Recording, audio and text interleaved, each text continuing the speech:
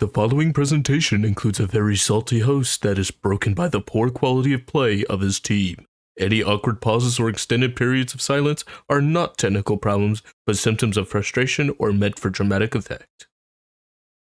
N'Keal Harry was an absolute steal at 32. What are you guys talking about? Forget Tom Brady's passing numbers. He's the GOAT because he was the best punter in the NFL. I take Johnny Hekker over Patrick Mahomes to be my quarterback any day.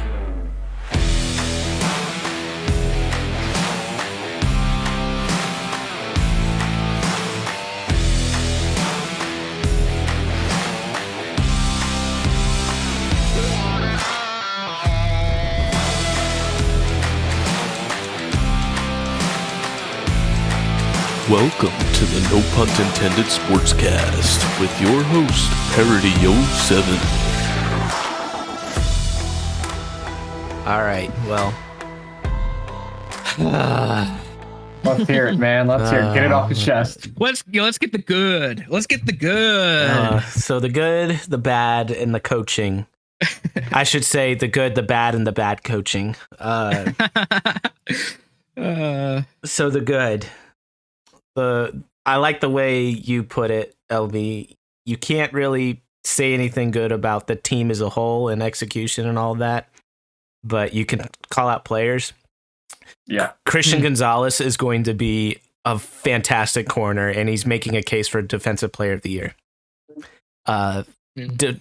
Defensive Rookie of the Year, I mean. Yeah. Tyreek Hill had 5 catches for 40 yards. Yeah. And the touchdown wasn't with Gonzalez on him. It was with our strong safety, which still to this day doesn't make any sense to me. Mm-hmm. Isn't your secondary already banged up a little bit? So the way that going into that game, we've played Tyreek a handful of times now because he's been in the division for a couple years now. Mm-hmm. Usually we put Jonathan Jones on Tyreek Hill, and Tyreek Hill's stat line usually runs from 4 to 7 catches for 80 yards or less is usually how it goes. And maybe a touchdown because of a scheme play or something like that. So we, for the most part, limited Tyreek Hill.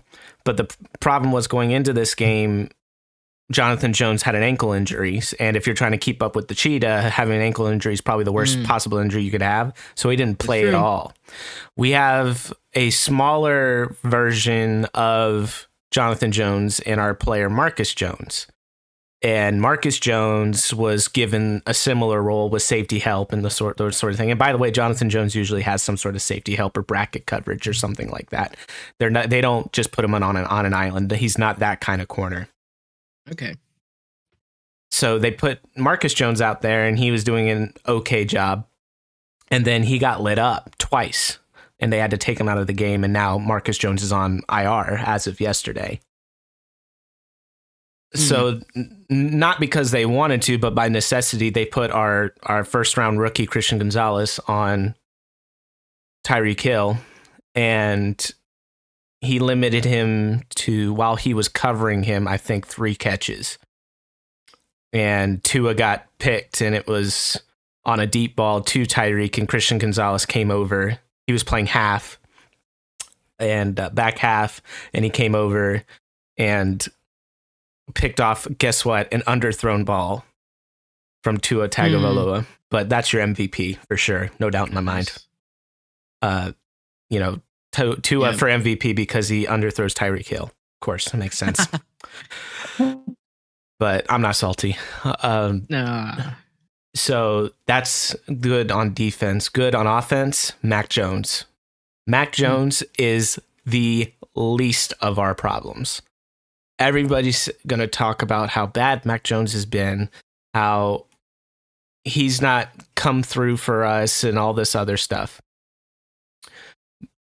Mac Jones was 31 for 42 in that game. They scrapped their game plan halfway through the second quarter, and they'd put it all on Mac. He had 231, a touchdown, and an interception. And the interception, somewhat on him, but you're 6'3", 220-pound jump ball receiver, physical guy, getting bodied and being pushed out of bounds before the ball is thrown is unacceptable by the wide receiver. But that's on Mac for sure, 100%. So, and then Mac had 5 rushes for 25 yards as well. He was he's under duress the whole game. He did everything in his power to come back in that game. The one complaint that people had, because most people said he had a pretty decent game against the, well, I should say a pretty decent 3 quarters against the Eagles. The issue that most people had was whenever he had to leave the pocket and do something off schedule, he missed throws and all that other stuff. He had 3 off schedule throws, and one of them was for a touchdown. All of them outside the pocket. And they were all important plays. All 3 of them were either a first down or a touchdown. And then he almost had a first down on a 3rd and 25 he threw almost from the end zone. He was on like the 7 or something and almost hit Gesicki over the top behind the defense. And he missed that throw by literally 5 inches with the guy bearing down on him. He was making throws with guys in his lap with anticipation. There was some of them, even Chris Collinsworth said something along the lines of, he looks like Kobe out there throwing fadeaways, and those fadeaways were getting thrown. It would look, if it was any other quarterback that wasn't, a good quarterback, most people would say, oh, that's getting picked. And most people watching Mac Jones probably say, oh, that's getting picked. But then you would see, oh, there was a guy coming across the field and he just timed it, threw with anticipation.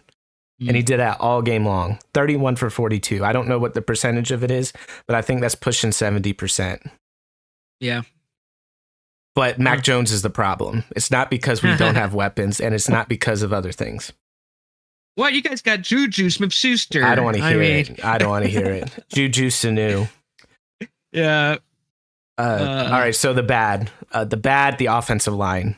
We got 2 of our guards back. One of them should be a Pro Bowler. The other one's a first-round pick, and neither of them played well until the last 2 drives. So both of them are coming off an injury, so I understand the slow start. But the way this game was supposed to go is our offensive line was supposed to have their way, so Ramondre and Zeke could run the ball. We could do play action. We could score 27 to 30 points, and our offense on 3rd down was going to be able to confuse the Vic Fangio defense because they weren't able to overcome the complexity of it. I don't know what Dolphins team defense showed up on Sunday. I don't know what they did.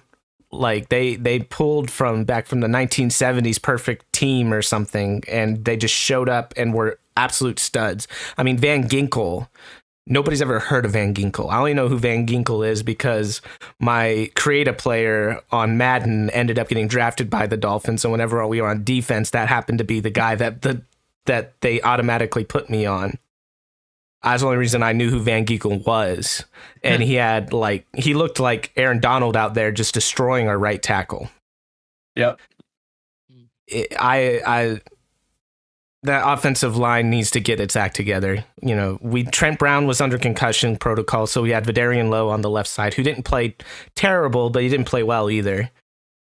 Calvin Anderson, I feel for whatever injury or sickness he had, but he's broken right now. His footwork is absolutely abysmal. He's a turnstile right now. So maybe Trent Brown comes back and we could put Lowe on the right side, which is more of his natural position anyways. Maybe Cole Strange and Mike Onwenu can get their act together after getting their feet wet because they haven't played a snap since last season. So now that their feet are wet, maybe they can, I don't know, get a little push. I mean, that'd be great. I mean, a yard of push so that the amount of yards after contact don't Ramondre and Zeke don't outgain the amount of yards they have on the stat line, meaning they're being hit in the backfield and then having to create after that. Like, can we get just a yard of of push. That's all I ask. A yard, please. The bad, the inability to, I don't know how to put this. The inability to just start with any sort of consistency. The only time our team has scored has been out of desperation. That's it. We've only had desperation drives that have scored. That's it. We've not had a scheme score, if that makes sense. Like a first 15, like usually with good NFL offenses will have what they call a first 10 or first 15, which is they script the first 15 plays offensively for their game. And they practice it throughout the week so that, and the plays kind of build on each other and that sort of thing. We didn't get to our first 10 in the Eagles game. I don't think we got up to our first 5 in the Dolphins game.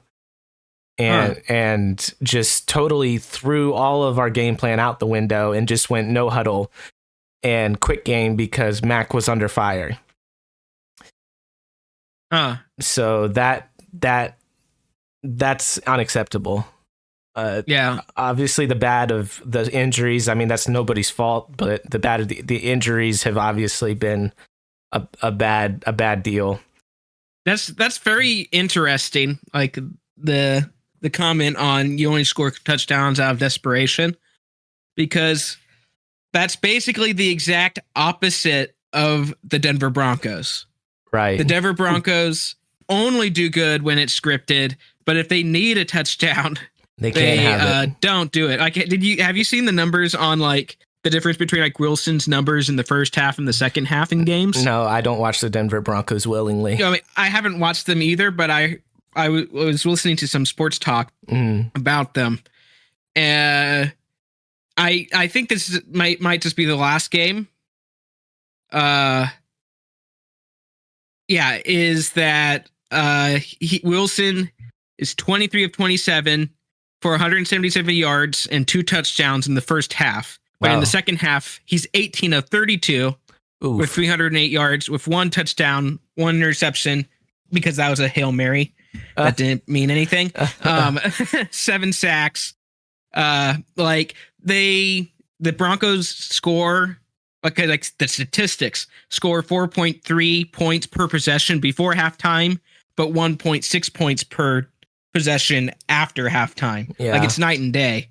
And it's just kind of funny how it's just very interesting because Wilson's quarterback rating is a league high 97 before halftime, but after halftime it's 17. Oh my gosh. So it's a major drop, but I guess you'd rather be able to score when you need to, because games will never go as scripted. Right. But it's a sign of coaching if you aren't able to score, when it's scripted, Right, for sure.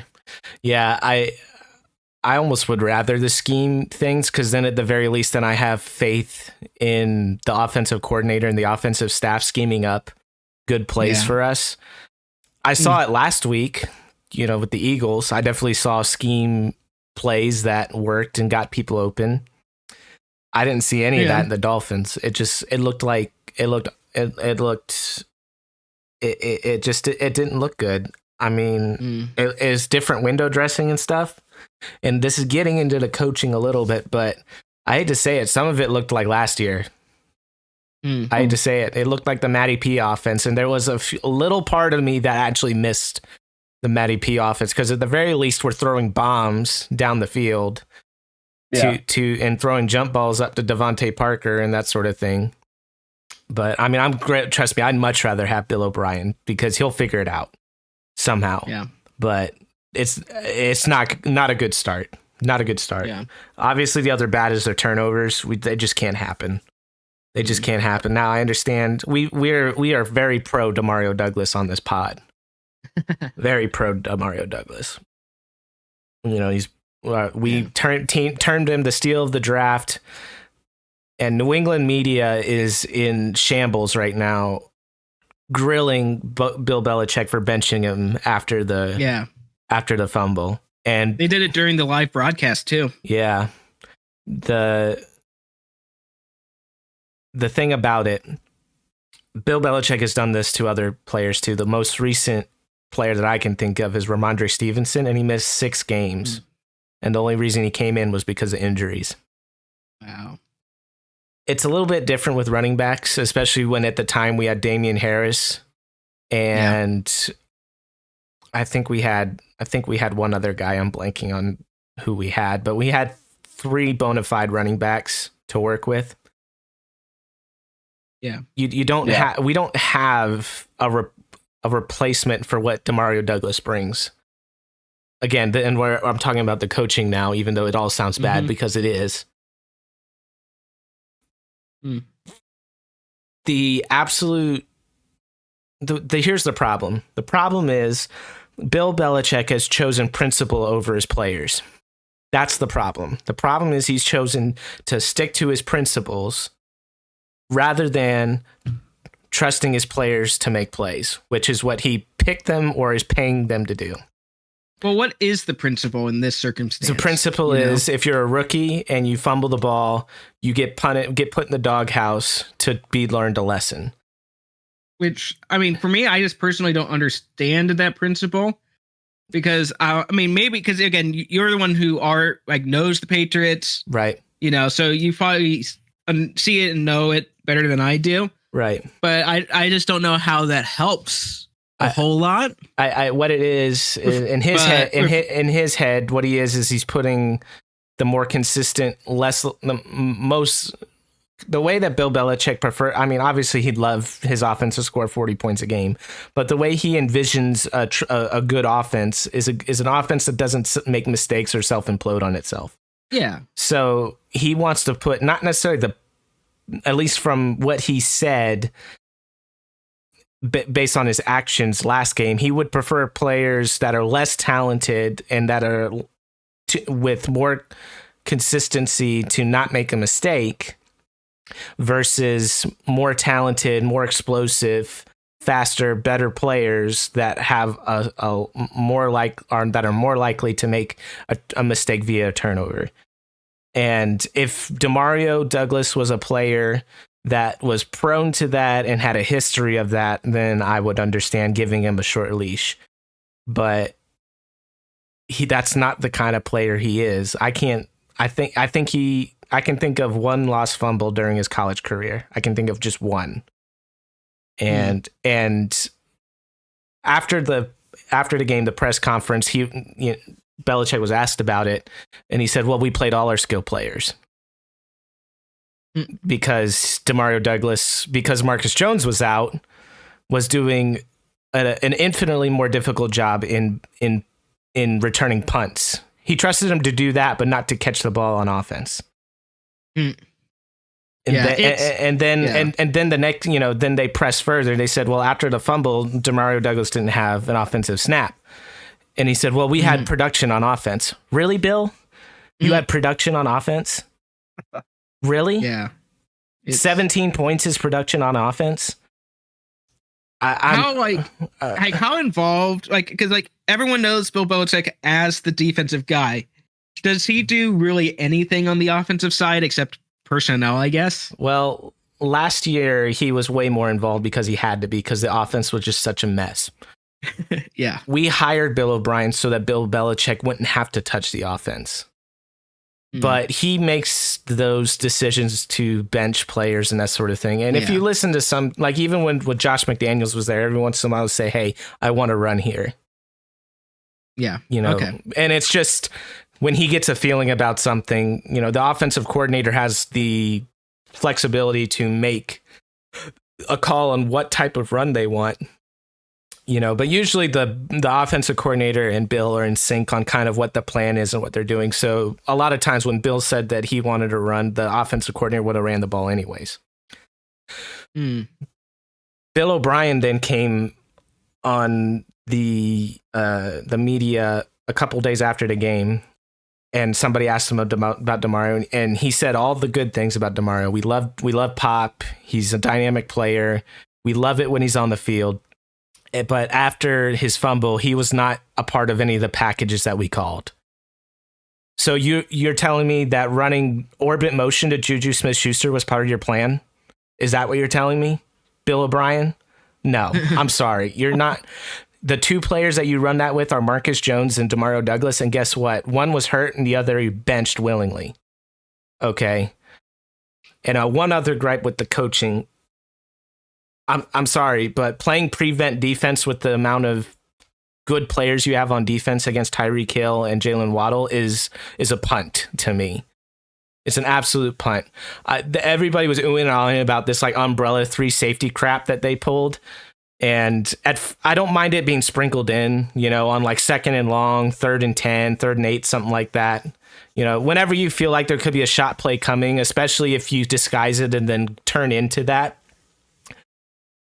But it didn't, the idea was that it was a bend don't break, and if you're going to be bend don't break, then only allow field goals. And they were 2 for 3 in the red zone with touchdowns, and then the other one they scored a field goal.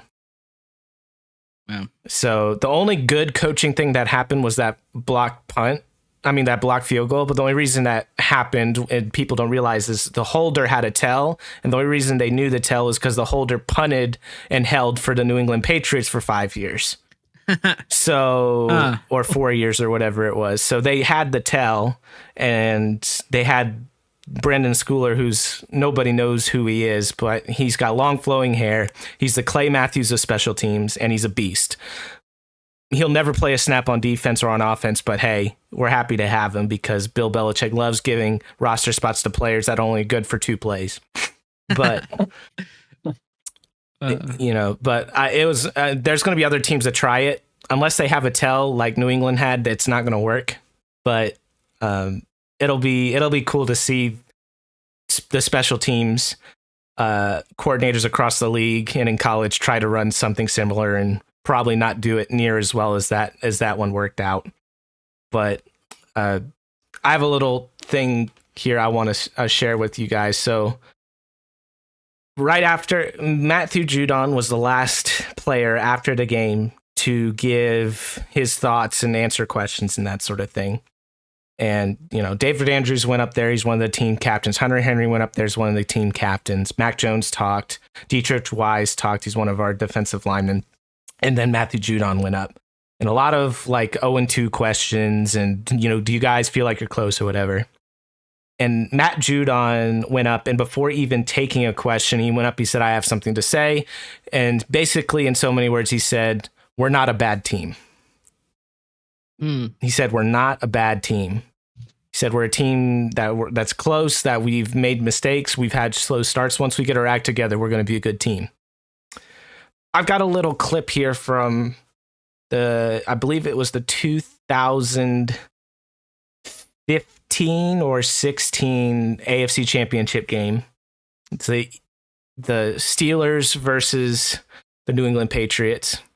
And what you're hearing is Edelman talking to one of the corners during the game.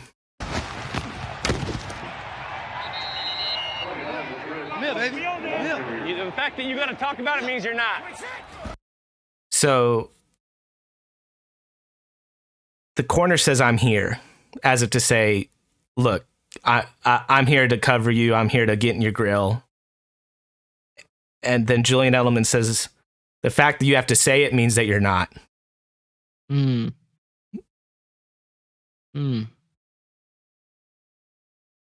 don't need to say much else. That's the good and the bad and the coaching of the New England Patriots, who, in my opinion, the fact that you have to say that you're not a bad team means that you are. And I have never, ever, ever said, even when Cam Newton was our quarterback and we ran QB power 20 times a game, we're a bad team. And I will continue to say they're a bad team until they show me something different. And to be honest, if they beat the Jets this weekend, that doesn't change my mind because the Jets are worse with Zach Wilson. And there's a chance that we even lose to them. So I'm done with this team until they show me something otherwise. because this is a joke. It's a joke. And just going off of that last point that you mentioned about, having to say it, Frank Reich said that same thing in the press conferences this week. And I have to agree with a little bit of what he says. I don't really think they're that far off. But again, like, no one wants to hear that. The fans don't want to hear it. You don't want to hear the coach speak. Show us something, particularly offensively. Like, we had the whole song and dance, trust the process, BS from Matt Rule for 2.5 seasons. No one wants to hear it, dude. We haven't had a good football team since the 2018 season when Cam got hurt, and we were 6-3 on that time. That's the last time we played Monday Night Football. Actually, now that I think about it, was that game against the Steelers, and TJ Watt absolutely effed up the Carolina Panthers organization for the next 5 years with that hit on Cam. So thanks a lot, TJ, you monster. No, but in all seriousness, man, like I have to agree with what you're saying. We don't want to hear it. Just show us. And until then, all your words are falling on deaf ears. Like, we're tired of the broken promises or the empty promises. Like, we don't want to hear it. We want to see it. That's right. I watched some of the 49ers game last night, and man, what a treat it is to watch such a good offensive operation. Like, that is so fun. Yeah. Like, I can't imagine what it's like. I can't imagine what it's like to have, like, McCaffrey as a running back. That must be That's really what I'm cool. saying, man. Like, you have at every single position, you have just absolute weapons. And, just like the Chiefs a couple years ago when they had all those weapons, like, man, how fun that is as a fan to watch your team go out and dominate. Every time you have the ball, you have a legitimate chance to go score a touchdown.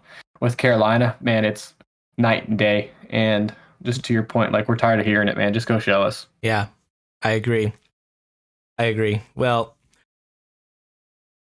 I feel like the room's been brought down a little bit. So do we have a meme of the week or a Nagy notes or anything like that? We have a meme of the week. Meme. Approved.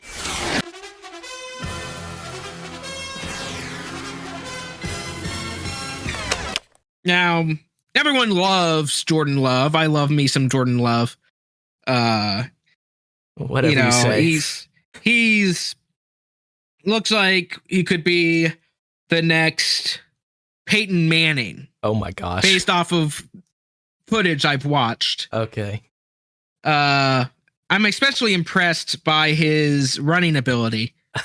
And I found a clip of Jordan Love's excellent scrambling ability, which I think is only surpassed by historic quarterbacks like Peyton Manning, Eli Manning, Tom Brady, Patrick Mahomes. So yeah, here's what I think's the meme of the week. Very entertaining to watch. As you can see in the video, you see the gracefulness of Jordan Love as he attempts to do what many other teams try to do, which is to quarterback sneak. And I'll admit, I was surprised. It was very sneaky. It was so sneaky, in fact, that the center didn't even know he was going to do it. And yeah, it's just too bad that he got penalized for false starting and basically pushing his right guard into the defenders without the football. But I'm pretty sure they'll fix that next week. So yeah, Jordan Love is your meme of the week. We love to see it. Meme. Approved. We're going to go to our dogs of the week. So we go from the meme of the week to the dogs of the week. We're going to start with Hound. Nice. Hound, who's your dog of the week this week? My dog of the week is Puka Nacua. Who?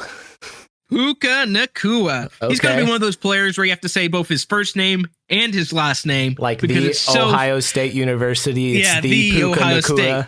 The Puka Nacua. It's just so fun to say. For sure. He's a rookie wide receiver, from fifth rounder from BYU.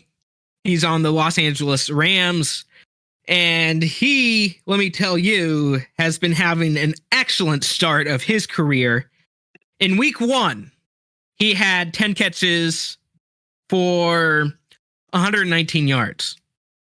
No, very good for your first game. Yeah, but then he surpassed it in his second game of his career against a very good 49ers team with 15 receptions and 147 receiving yards. Good grief. He's been targeted 35 times in the first 2 games as a 5th rounder rookie.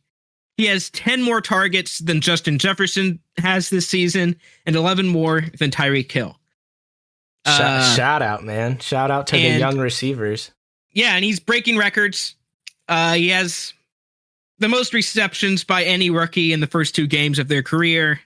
So, very impressive. Very impressive.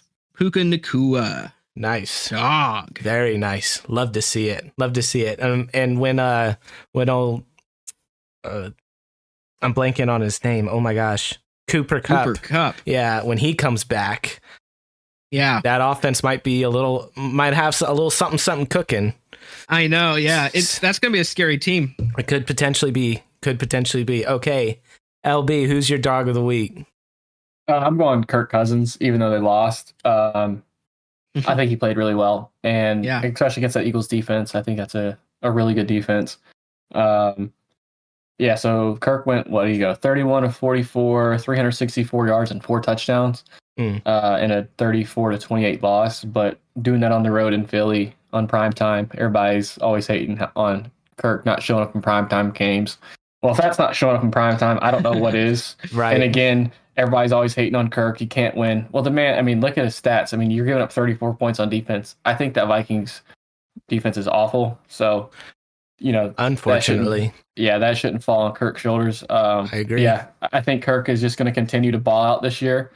And I'm not surprised at all by his stats so far. I think he'll continue to do so. And I think he had a great week too. Excellent. My dog of the week is actually not a player at all. And kind of how I preface it in the beginning of our pod today.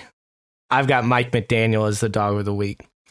Wow. He could have chosen to throw all over the yard like he did against the Chargers. And one of the complaints of his play calling is he doesn't really call the same play twice. He might throw something different, made it look similar and run something a little different, which is good. But there's sometimes a value to calling a play multiple times in the game to kind of set up a shot play or something like that. And he was patient. He only had Tua throw 30 times. Tua was just under 10 yards per completion, which is decent. That's not what he was throwing the other last week, but that Chargers defense is an absolute dumpster fire. I was really impressed with how patient Mike McDaniels was. He chose to run the ball. Let's see. 3. That's 6. 7.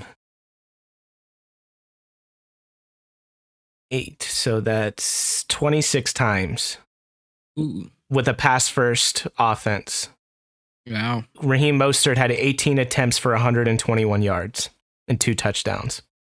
Yeah. They ran outside because we didn't put people on the edges because we were so worried about the deep pass that we went to basically prevent defense.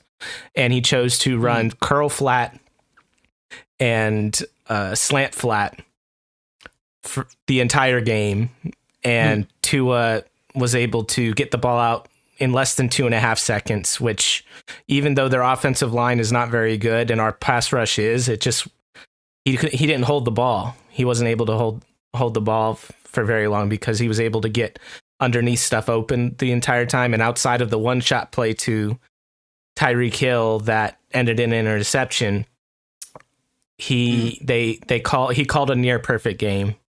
He took what the defense gave him. And when we put people on the edges, he started running inside, and that's when they sprung the big one for the touchdown, which New England players said it was a fluke. But, when you put all your resources to the edges and all of a sudden they busted up the middle, I don't think that's an accident or anything like that. So Mike McDaniel out coaching Bill Belichick and Brian Belichick or Steve Belichick, excuse me, and Gerard Mayo on defense. That's pretty impressive. So, and the run out from halftime was pretty nefarious too. He had an evil laugh going during the second half, which as a Patriots fan really grinded my gears. But I did my best to put myself in a Dolphin fan's shoes and would be cackling along with him if that was the case. So I was able to curb my frustration directly to the New England Patriots instead of at the Miami Dolphins, who I hate losing to more than any other team in the NFL, bar none. It is so frustrating to lose to the Miami Dolphins. All right, so that leaves Mike McDaniel, Kirko Cousins, and Puka Nacua as our dogs of the week. And to wrap up the show, we're going to do week 4 predictions for our teams. Just a quick update as far as the records for our respective teams. Carolina and New England are 0-2, and Kansas City is 1-1. As far as our picks go, me and Hound are 1-1, and LB is 0-2. So we'll start with LB. LB, you guys are playing the Vikings at Charlotte at 1 p.m. this Sunday. Who wins that game, and what's your final score? I'm going Vikings win. I think it's going to be 31-20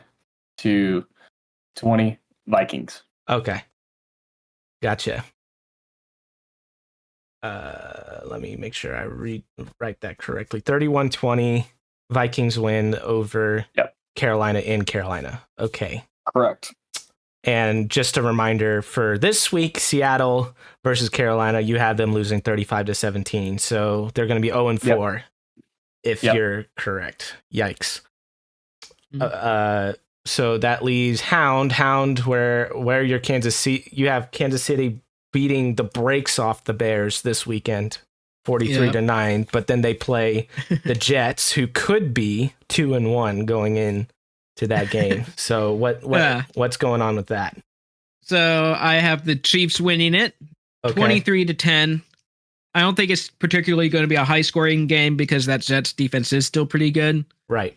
But I just think the Jets offense is just not going to really manifest itself, and our defense has been playing pretty well so far. Mm-hmm. And I think if you can basically pressure Zach Wilson pretty well, he's not a threat at all, even less so than normal. Mm. So I have us winning 23-10.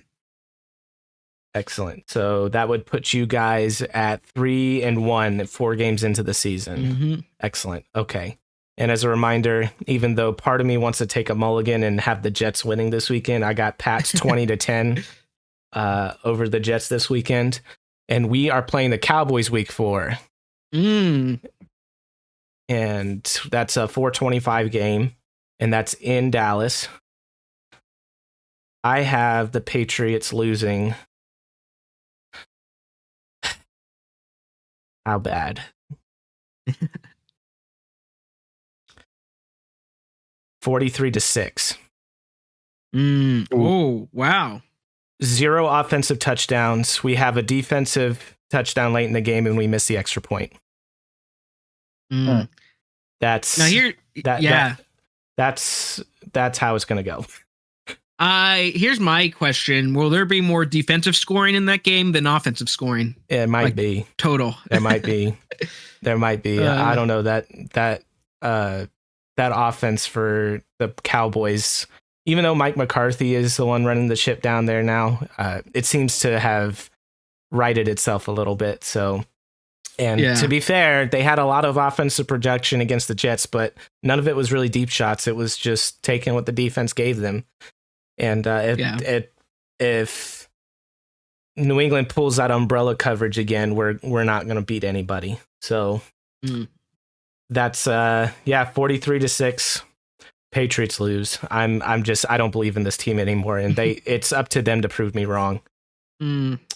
since like a broken man, yeah, or broken fan. Yeah, I am. At the very least, I can start getting my predictions right as far as it's easy if I just put L next to them every week. That's it's a win-win either way. Yeah, sure, why not? Yeah, exactly. So we were talking before the pod, and I had mentioned last week that a mulligan might be in order at some form or fashion. And LB says he would like to call an audible on his Carolina Panthers overall record for the season. Is that correct? That is 100% correct, my guy. All right. So I'm not crossing out what you did have, but I am going to put a number 2. Asterisk. Yeah, a number 2 next to it, saying this is your second prediction. So you've had some time to think about it. I know you weren't 100% sure, but what's going to be the Carolina Panthers record this season? I think we end up going 7-10. Okay. And I think that's generous. However, after the bye week, our season schedule is a tad bit easier. We have to run the gauntlet in the next couple weeks. We have to, we're going to Seattle, then we have Vikings at home. That's a high flying offense. And then we're at the Lions. I don't anticipate us winning any of those games. Right. I'll be super surprised if we do. And then after the Lions, we play the Miami Dolphins in Miami. Mm. So I think we're going to be staring down 0-6 at the bye. Mm. We really needed to win one of those first 2 games in the division against Atlanta or the Saints. And since we haven't, and like I mentioned earlier, how I was overly optimistic about this Carolina offense with some of the moves they made this offseason. I'm just not seeing any production, and I don't see how they compete with some of these other teams the rest of the season. So I'm going 7-10, and I think that's kind of their ceiling. Also, you have to factor in injuries too. I mean, we lost our starting linebacker in Shaq Thompson. We have starting corner on IR, J.C. Horn, starting guard out for the year on IR with a torn bicep. It's just, and then now, of course, Bryce Young's banged up with his ankle. So,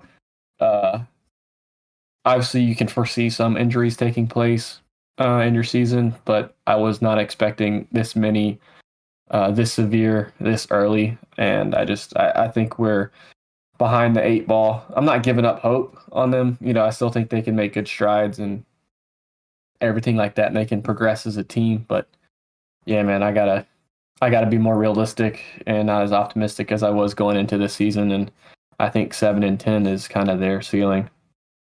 I hear you. Yeah.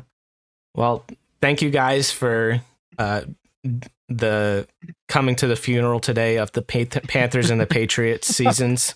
Really appreciate it. Thank you for your kind words. Thank you for gracing us, Hound, as a representative of a Super Bowl contender. We really appreciate you putting to bed our hopes and dreams. Everyone, write your eulogies in the comment section below. For sure. For sure.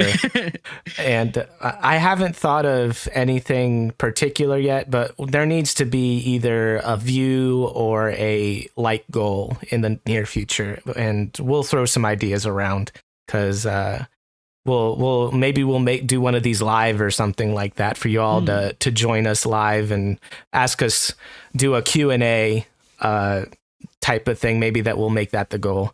But until then, thanks for listening, everybody. Have a blessed week, and go Chiefs, because that's the only team we're worth rooting for anymore. Thank you for listening to the No Punt Intended Sportscast. Be sure to check out The Thinking Hound and to like, share, and subscribe.